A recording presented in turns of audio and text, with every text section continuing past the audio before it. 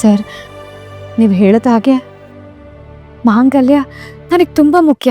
ನನಗಷ್ಟೇ ಅಲ್ಲ, ಪ್ರತಿಯೊಬ್ಬ ಹೆಣ್ಣಿಗೂ ತನ್ನ ಗಂಡ ಕಟ್ಟಿರೋ ತಾಳಿ, ಅರಿಶಿನ, ಕುಂಕುಮ, ಬಳೆಗಳು, ಕಾಲುಂಗ್ರ ಎಲ್ಲನೂ ತುಂಬ ಶ್ರೇಷ್ಠ ಸರ್.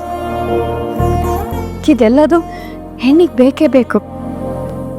ಆದರೆ ಇವತ್ತು ನಾವಿರೋ ಪರಿಸ್ಥಿತಿಲಿ ಈ ಚಿನ್ನದ ಸರ ಬರೀ ನನಗೆ ದಾರವಾಗಿ ಕಾಣಿಸ್ತು. ಈ ದಾರದಿಂದ ಒಂದು ಮಗು ಪ್ರಾಣ ಉಳಿಸ್ಬೋದಲ್ವಾ ಅಂತ ಇದನ್ನ ಅಡ ಇಟ್ಕೊಟ್ಟೆ. ನಾನು ಮಾಡಿದ ತಪ್ಪದಲ್ವಾ ಸರ್? ಸಾಗರದ ಆಳದಲ್ಲಿ ಅದು ಎಷ್ಟೊಂದು ಮೌನ ತುಂಬಿದೆ, ಈ ಮನದ ಕಡಲೊಳಗೆ ಎಷ್ಟೊಂದು ನೋವು ಇದೆ. ದೀಪ ಉರಿಯುವ ಹಾಗೆ ಉರಿಯುವಳು, ಗಂಧ ಸವಿಯುವ ಹಾಗೆ. ನೀವು ಮಾಡಿ ತಪ್ಪು ಅಂತ ಅದು ಯಾವ ಬಾಯಲ್ಲಿ ಹೇಳಿ?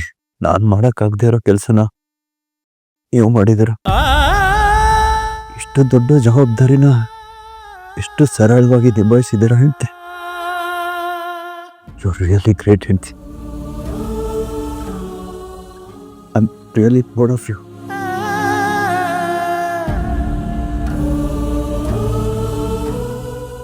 ಹೆಮ್ಮೆಯಿಂದ ಆ ಮಗು ಜೀವ ಉಳಿತು. Thank you so much ಹೆಂಡ್ತೆ.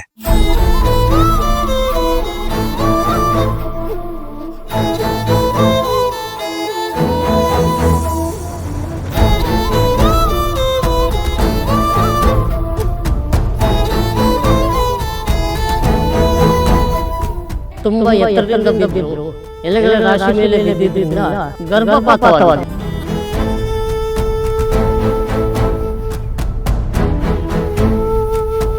ತಮ್ಮ ಮಗುನಂತೂ ಉಳಿಸ್ಕೊಳ್ಳೋದಕ್ಕಾಗ್ಲಿಲ್ಲ. ಈ ಮಗುನಾದ್ರೂ ಉಳಿಸ್ಕೋಬೇಕಲ್ವ ಸರ್?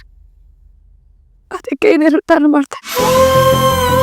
ಅಷ್ಟಕ್ಕೂ ನೀವೇ ನನ್ನ ಜೊತೆಲಿರುವಾಗ ಚಿನ್ನದ ಸರಕ್ಕೆ ನಾನು ಯಾಕೆ ಸರ್ ಪ್ರಾಮುಖ್ಯತೆ ಕೊಡಲಿ? ಈ ಹಿಂದೆನೂ ಈ ಮಾಂಗಲ್ಯ ಇಲ್ಲದೆ ಸಾಕಷ್ಟು ದಿನ ಕಳೆದಿದ್ದೀನಿ. ಹಾಗಂತ ನಿಮ್ಮ ನಡುವೆ ಇರೋ ಪ್ರೀತಿ ಆಗಲಿ, ಗೌರವ ಆಗಲಿ ಚೂರು ಕಡಿಮೆ ಆಗಿಲ್ಲ ಅಲ್ವಾ ಸರ್? ಮತ್ತ್ಯಾಕಾದ್ರ ಯೋಚನೆ? ಯಾವಾಗಾಗುತ್ತೋ ಅವಾಗ ದುಡ್ಡು ಕೊಟ್ಟು ಬಿಡಿಸ್ಕೊಂಬರೋಣ. ಅಲ್ಲಿವರೆಗೂ ಈ ಅರ್ಶಿನ ದಾರ ನನ್ನ ಕುತ್ತಿಗೆಯಲ್ಲೇ ಇರಲಿ. ಅದಕ್ಕೆಲ್ಲ ಜಾಸ್ತಿ ತಲೆ ಕೆಡ್ಸ್ಕೊಳ್ಳೋದಕ್ಕೆ ಹೋಗ್ಬೇಡಿ, ಸರಿನಾ ಸರ್? ಹೆಂಡ್ತಿ, ಮೊದಲಿಂದನೂ ಬೇರೆಯವ್ರ ಖುಷಿಯಲ್ಲ ನೀವು ಸಂತೋಷ ಕಾಣೋರು. ಏನು ಹೇಳೋಕ್ಕಾಗತ್ತೆ ನಾನು ನಿಮಗೆ? ಮತ್ತೊಂದು ಸಲ ಥ್ಯಾಂಕ್ಸ್ ಹೇಳ್ಬೋದು ಅಷ್ಟೆ.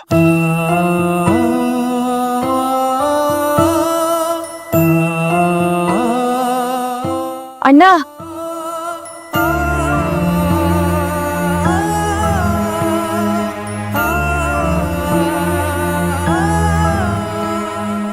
ಅಣ್ಣ, ಡಾಕ್ಟರ್ ನಿನ್ನ ಕರೀತಿದ್ದಾರೆ, ಬರ್ಬೇಕಂತೆ. ಹಾ ಬರ್ತೀನಿ, ಹೋಗಿರ.